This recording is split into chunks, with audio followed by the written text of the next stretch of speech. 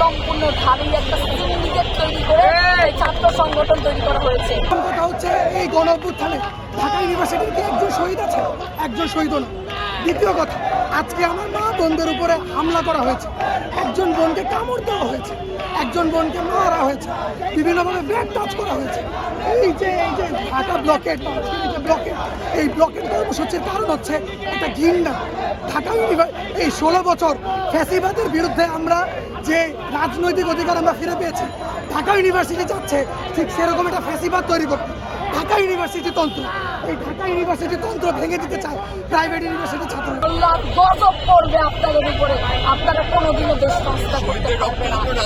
আপনারা শহীদদের রক্তের উপরে, আমাদের প্রাইভেটের ভাই বোনদের রক্তের উপরে বসে সেই চেয়ারে আপনারা বসে আছেন, আর আমাদের সাথে আপনারা বিক্রয় করেন, আমাদের সাথে পুলিশ আপনারা বিক্রয় করেন। কিভাবে আমাকে আপনারা আমাকে মারেন, আমার প্রাইভেটের ভাই বোনদেরকে আপনারা মারেন, কিভাবে মারেন? আপনাদের কি বিবেক জাগ্রত হয় নাই? এখানে একটা কথা বলতে চাই, আপনারা ছাত্র সংগঠন, আপনারা ধস্তাধস্তি হয়েছে এখানে, আপনারা আমাদের প্রাইভেটদেরকে মেরেছেন, আপনারা এই যে আমার ছাত্র সংগঠন আপনারা তুলে ধরলেন যারা জাতির সামনে। আমরা ছাত্র সংগঠন এই পুরো প্রাইভেট বিশ্ববিদ্যালয় থেকে প্রত্যাখ্যান করলাম। আপনাদের ছাত্র সংগঠন আমরা মানব না, কারণ এটা সম্পূর্ণ ঢাবি একটা সিন্ডিকেট তৈরি করে এই ছাত্র সংগঠন তৈরি করা হয়েছে।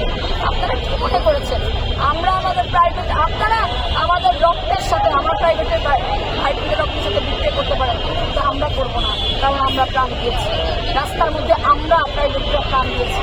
আপনারা কয়জন দাবি মারা গিয়েছে, কয়জন মারা গেছে খোঁজ করো। আমরা ছাত্র সমাজ এবং প্রাইভেট বিশ্ববিদ্যালয় থেকে, সকল প্রাইভেট বিশ্ববিদ্যালয় থেকে ছাত্র সংগঠনটা প্রত্যাখ্যান